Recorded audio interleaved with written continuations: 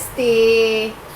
Sorry, हमसे बहुत बड़ी गलती हो गई। हम ना काफ़ी दिन से ना हम स्कूल नहीं जा रहे थे ना। हमको हमारा तबीयत थोड़ा ठीक नहीं था। तो का है ना, मौसम ऐसा है, हमको थोड़ा सर्दी खांसी हो गया था। हमारा नाक दिन भर बहता रहता था। तो हमारी मम्मी ने ऐसे तो हमारी गर्दन में गमछा बांध के रखा हुआ था, लेकिन फिर भी जो है ना वो कंट्रोल ही नहीं हो रहा था हमारा सर्दी खांसी। अभी जाके थोड़े बहुत ठीक हुए ना, तो सोचे कि आज तो हिंदी दिवस है, आज तो एगो कहानी तो सुनाना बनता है ना हिंदी में।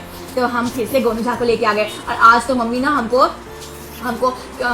हमारा बाल भी कटवा दी है। हमको बोली कि तुम्हारा बाल कैसे झबड़ा कुत्ता की तरह लगता है, तो तुमको छोटा बाल करवा देती हूँ तो तुम सुंदर लगोगे। तो आप हमारा टीका नहीं मिस करिए। टीका तो है। क्या है ना कि मम्मी हमको ना सेफर साइड 2 टीका कर दी है आज। अगर बाल इधर से आ गया तो ऐसे कर लेना है, और बाल इधर से आ गया तो ऐसे कर लेना। तो देखिए ना, आज हम ना पाउडर नहीं लगाए ना, जल्दी हमको लेट हो गया, तो इसीलिए देखिए ना पूरा सर में हमारा कैसा लग गया। लेकिन फिर भी हम तो आपको क्यूट ही लग रहे होंगे, है ना।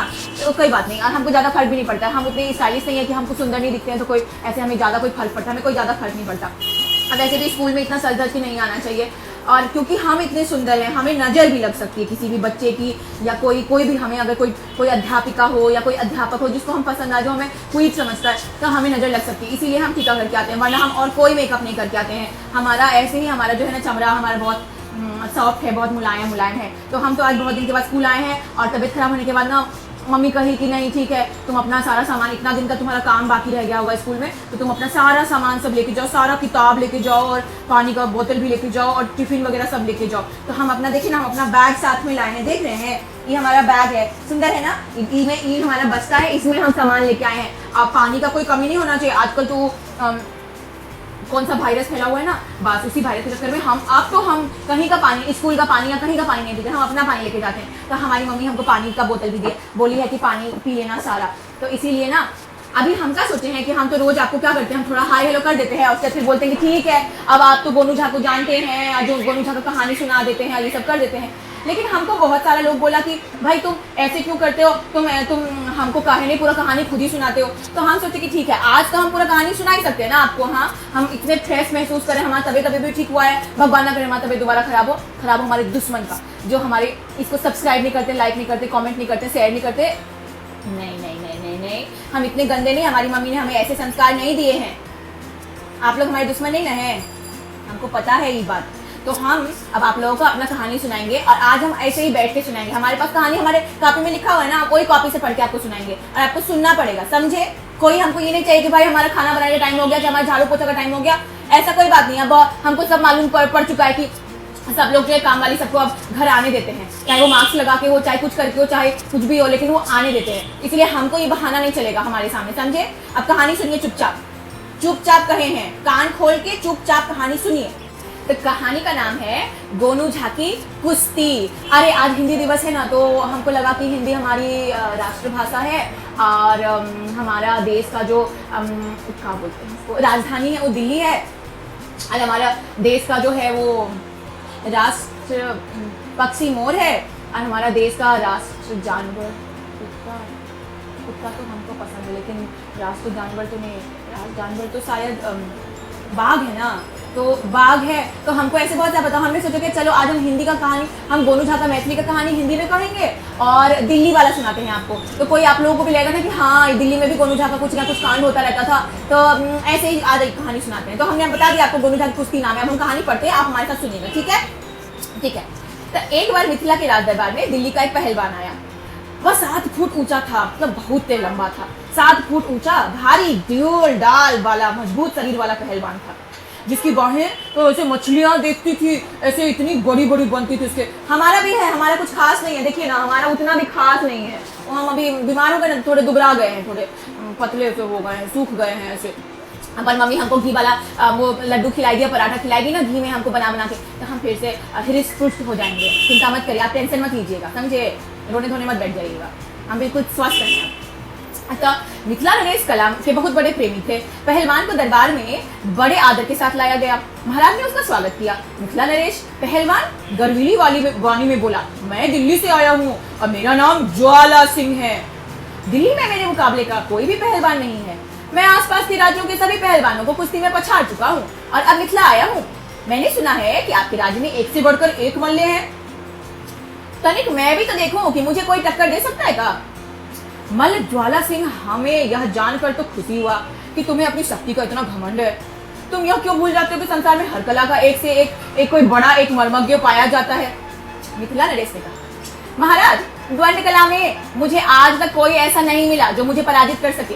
ज्वाला सिंह बोला, नाम भी तो सुनिए, ज्वाला सिंह, मानो कहां से ज्वाला निकल रहा है, क्या पता। अब बस ऐसी ही कोई बात होगी, पर इसका अर्थ यह तो नहीं कि तुम कभी भी पराजित नहीं हो सकते। मुझे तो यही लगता है। फिर ठीक है, कल प्रातः अखाड़े में तुम्हारी भुजाओं की शक्ति और पैतृ का आकलन होगा। मिथिला नरेश ने कहा, और अगले दिन अखाड़े में ज्वाला सिंह गरज रहा था। धोबी पछाड़ मार सजा दुआ के। मिथिला ने कि कई जो मल्ल थे ना, उसके द्वंद्व युद्ध के तैयार थे। राजा के आते ही पहले कुश्ती शुरू हो गई। ज्वाला सिंह वास्तव में गजब का पहलवान था। उसने क्षण भर में प्रतिद्वंदी को चित्त कर दिया, और उसके बाद तो मिथिला के 4 और पहलवान उसके सामने घुटने टेक चुके थे। अब मिथिला सम्मान खतरे में था। राजा चिंतित थे। उसी दिन ज्वाला सिंह को राजा की आज्ञा से शाही मेहमान बनाकर भांति भांति का भोजन कराया गया। दूसरे दिन तो और भी गजब हो गया भाई। मिथिला का कोई भी मल्ल ज्वाला सिंह से भिड़ने को तैयार ही नहीं था। ये तो प्रेस्टीज वाला बात हो गया ना भाई। अभी क्या होगा, क्या करेंगे मिथिला नरेश हमारे। अब महाराज समझ गए कि मिथिला का सम्मान कोई नहीं बचा सकता है। उनके चेहरे पर ऐसी उदासी सी छा गई और वह सब दरबारियों की तरफ देखने लगे। क्या मिथिला में ऐसा कोई नहीं जो ज्वाला सिंह के दर्द को चूर चूर कर सके? क्या हमने अपने मल्लों को व्यर्थ ही घी दूध दिया, इतना खिलाया पिलाया बस इसलिए? इस प्रकार तो मिथिला का सम्मान नहीं बचेगा।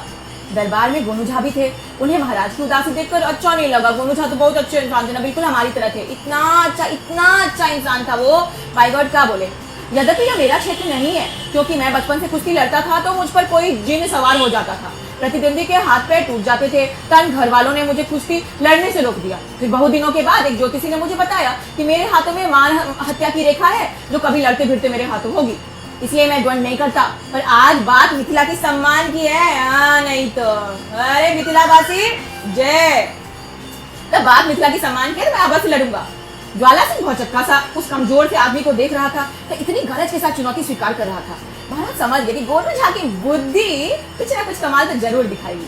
तो वो कोई प्रयोग करेंगे अपनी बुद्धि का। अब पहलवान का गर्व चूर चूर हो जाएगा, चकना चूर हो जाएगा महाराज। हाँ भाई ज्वाला सिंह, गोनू झा बोले, कुश्ती के 2 विद्वान हो, सैकड़ों कुश्तियां जीती होंगी। कुश्ती की सरगम तो जानते होंगे। सरगम?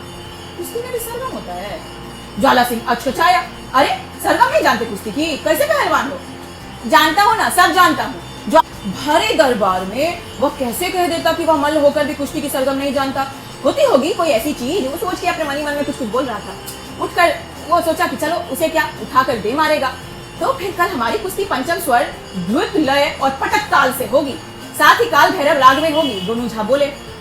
ज्वाला सिंह ने सहमति में सिर तो हिला दिया, पर उसका दिल लरज उठा। उसने आज तक उस तरीके से कुश्ती नहीं लड़ी थी जिस तरीके से उसका प्रतिद्वंदी बता रहा था। वह तो एकदम भी अनजान था, एकदम उसको तो कुछ आइडिया ही नहीं था ना। ज्वाला सिंह इसी उधेड़ गुण में था। रात्रि का भोजन करने के बाद आराम कर रहा था कि दरबारी बोला, कल तो वास्तव में मजा आ जाएगा। असली कुश्ती तो कल ही देखने को मिलेगी। गोनू झा पटक ताल में जरा कच्चे हैं, पर द्रुत लय में उनका जवाब नहीं। आप पलक भी ना झपकेंगे कि आपकी रीढ़ की हड्डी में दरार पड़ जाएगी। क्या गजब का पैतरा है गोनू झा का। ज्वाला सिंह ने होठों पर जुबान फिराई। आपने कहाँ सीखा यह मल्ल विद्या? हाँ, दरबारी ने पूछा। दिल्ली से ही।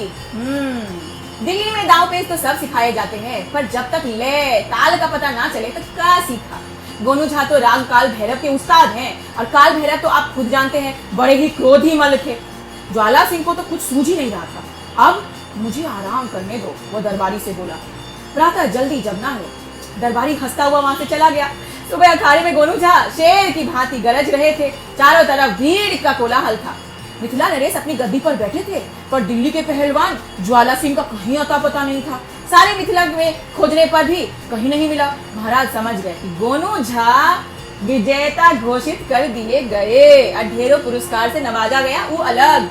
महाराज के पूछने पर गोनू झा ने हंसते हुए बताया कि उन्होंने ज्वाला सिंह को सुर, लय, ताल की उलझन में तो डाल ही दिया था। रात को एक विश्वस्त दरबारी द्वारा उसे इतना भयभीत कर दिया गया कि उसने भाग जाने में ही भलाई समझी। महाराज प्रसन्न हो गए, मिथिला का सम्मान भी बच गया और गोनू झा की हो गई फिर से जय जय। का समझे? सही समझे।